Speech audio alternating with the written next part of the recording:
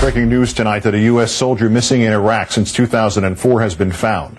More specifically, more awfully, his remains have been identified. The father of Sergeant Matt Maupin telling the Associated Press tonight he has received that word from the U.S. military. This just 1 week shy of 4 years since Sergeant Maupin was captured. The capture video taped, a subsequent video purporting to be his execution, never verified.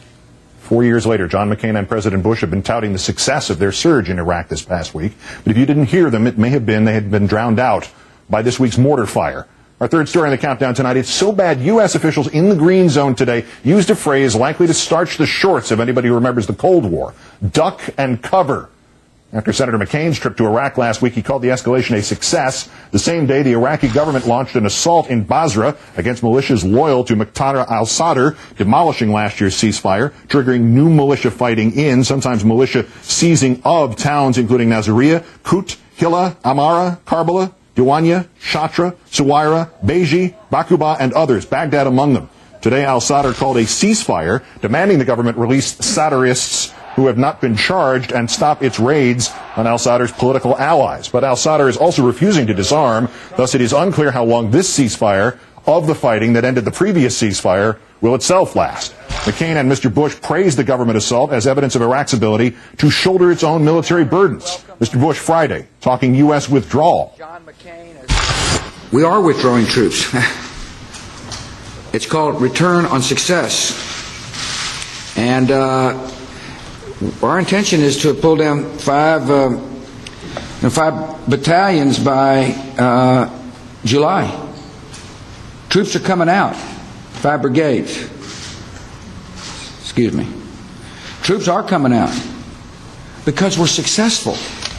In fact, troops coming out will leave behind a force larger than before Mr. Bush's so-called surge began. And by the time Mr. Bush spoke those very words, Iraq's military proved insufficient, and Americans had entered that combat.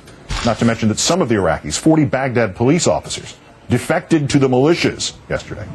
Joining us tonight, MSNBC political analyst Rachel Maddow, also host of her own program every weeknight on Air America Radio. Thanks for your time tonight, Rachel. Hi, Keith. Mr. Bush's criteria for success or of the escalation or the surge, however you want to phrase it, a reduction of violence, political reconciliation in Iraq, the ability to reduce U.S. troop levels to where they were pre-escalation. On which of those criteria are Mr. Bush and Senator McCain basing their claims of success in Iraq?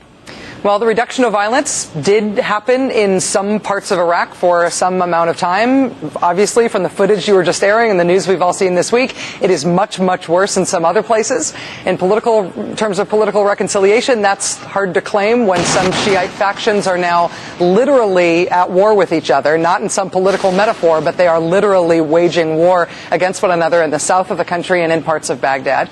And in terms of U.S. troops coming home, in the last few months, we've seen more U.S. troops in Iraq than at any other time since the invasion. And as you mentioned, after the surge is over, we will have more troops there than before Bush announced this dramatic change in strategy after the November 06 Republican election losses. It doesn't look like Petraeus or Bush is going to plan to bring the troop numbers down significantly before Bush is out of office. So if the goalposts keep moving, and if the grounds on which you are going to claim success are never remembered or somehow moved down the field all the time, then success becomes just a political word that doesn't have any absolute meaning at all. It's not just goalposts. This is about the coin toss. This is the heads I win, tails you lose coin toss. Yeah. Because when violence dips, Senator McCain, for one, calls this a sign of progress. When violence flares, he calls it a sign that progress is fragile. But both cases, he says, demonstrate why American troops need to stay there. How does that argument play in November? Is it too simple even to sell to people who want a rationalization to stay in Iraq? Well, that's the very simple thing that the war proponents, whether it's from the Bush administration now or whether it's from McCain and his advisors for the future, that's the very simple thing that you need to understand about what their arguments have said. This heads I win, tails you lose. Essentially, McCain has argued that if we are not incurring casualties, then U.S. troops can stay forever. But if we are incurring casualties, then U.S. troops can't leave. And what that boils down to is casualties or no, they need to stay forever. I mean, remember when the argument from Bush was, we will stand up Iraqi forces so that American forces can stand down?